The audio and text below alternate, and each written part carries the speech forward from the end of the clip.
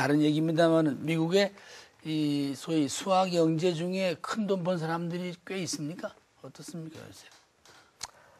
글쎄요, 물론 이제 큰 돈을 번 사람은 있죠. 제일 잘 알려진 사람이 한국 신문에도 가끔 나고 제임스 사이먼이라고 그 헤지 펀드의 매니저인데요. 그 사람은 미분 기하학에서 굉장히 좋은 결과도 내고, 학문적으로도. 학문적으로. 그리고 이제 스토니브룩에서 교수를 하다가 월스트리트로 가서 1년에 펀드 매니저 중에 뭐 돈 제일 많이 받는 사람 5명 안에는 꼭 들고, 그리고 그 버클리에 있는 수학 연구소에도 뭐 300만 불 내서 거기에 뭐 컬러키움 사이먼 홀을 만들고 이제 그런 사람들도 있지만 많은 경우에 그리고 또 뭐 지금은 월스트리트에서 특히 이제 이 금융수학 이후에 선물이라든지 옵션 거래에 관여하는 수학자들이 이제 굉장히 많고요. 그리고 아마 돈을 굉장히 많이 벌었으리라고 생각을 하고요. 미국 전반으로 볼 때 지금 수학의 어떤 경쟁력이라 그럴까, 국가적인 수준은 어떻다고들 보고 있습니까? 이전에 비해서. 제 생각으로는 아직까지는 역시 센터고 가장 많은 매스가 모여 있다고 생각을 하고요. 그리고 미국의 경우에는 주기적으로 국가 경쟁력에 대한 점검을 하죠. 아마 한 20년 전쯤에 이미 거기도 이제 물론 이공계 기피 현상이 먼저 오고 이런 연구 인력 중에 박사 연구 인력 중에 미국인이 차지하는 그 부위가 너무 점점 작아지는 것이고 그거를 외국에서 온 사람들이 메꾸고 있거든요. 그런데 미국의 경우에는 여러 가지 조건이 좋고 그런 이유로 세계에서 그 재능 있는 사람들이 많이 몰리기 때문에요.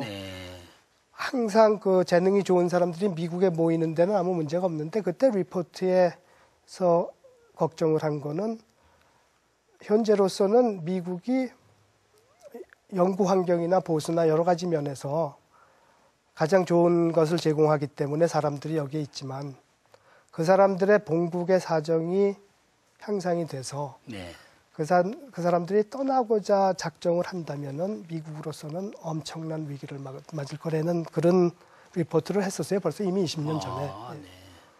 그리고 아직까지도 미국이 이제 제일 좋은 환경을 보장을 하니까 그런 일이 아직까지도 크게 생기진 않지만 최근에 이제 이런 뉴스를 보면은 중국에서 파격적인 대우로 중국계 과학자들을 중국에 유치하고 뭐 1000명씩 유치를 하고 그런다는 걸 보면은 위협이 되겠습니다. 예, 그 당시에 우려했던 것 중에 이미 현실이 되고 있지 않나.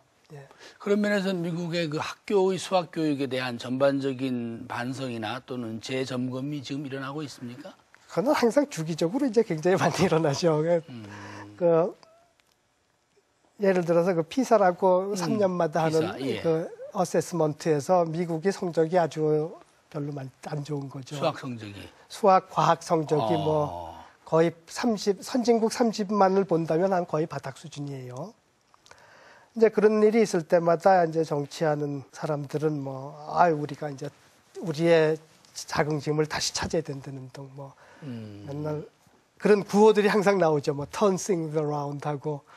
그런데 거기에 대해서 이제 키스테블린이라고 한 사람이 굉장히 정확한 지적을 한 게 있어요. 그게 요새는 세계가 가까워져서 뉴욕이나 샌프란시스코에 있는 디자이너들도 자기네가 어떤 방정식을 풀 필요가 있으면은 그거를 인도나 중국의 하청으로 이메일로 보내면 그 다음 날 답이 오는데 그러면 수학이나 이런 혁신적인 거에서 미국이 과연 설탕이 어디겠느냐 말이죠. 중국의 경우에 13억의 사람이 있고 인도가 11억인데 3억 정도의 미국이 그런 분야에서 경쟁을 해서 과연 승산이 있겠느냐. 근데 사실 미국 분의 문제가 아니라 저희 한국도 마찬가지거든요. 이제 그 사람 생각에는 이건 이제 제일 중요한 점 중에 하나라고 생각해요. 수학에 두 가지 부분이 있는데 첫 번째는 문제를 부딪혔을 때 그것을 수학적으로 설명할 수 있는 문제로 바꿔 놓을 수가 있고, 아하. 그다음엔 그 바꿔 놓은 문제를 알고 있는 수학의 테크닉을 써서 어떤 결과를 도출해낼 수 있는 첫 번째 부류는 그 문제를 수학적으로 마대로 할 수 있는 부류고, 두 번째는 그 문제를 풀 수 있는 부류인데, 두 번째 부류에서는 세계 어느 나라 사람도 문제를 그렇게 해서 포뮬레이트해서 주고 이걸 풀어달라 그러면 풀어줄 사람은 많은 거죠. 네.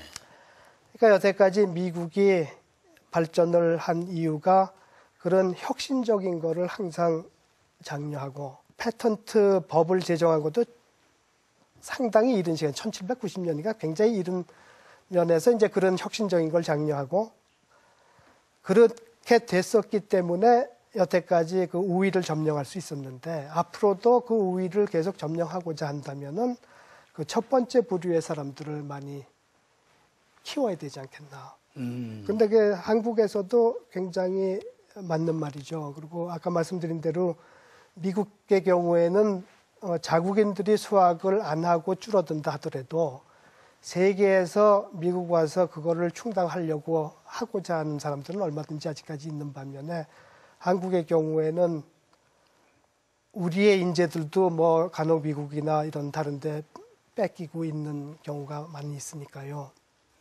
최근에 그 오바마 대통령이 그 미국의 과학 수학 문제를 좀 지적을 하면서 좀 더 그 획기적이고도 좀 규모를 키워서라도 예. 이 학문을 발달시켜야 된다, 그런 주장을 했는데, 예. 이게 많은 국민이 이렇게 수학을 좀 더 공부하고 가까이 해야 할 이유가 어디에 있다고 보십니까? 자국민의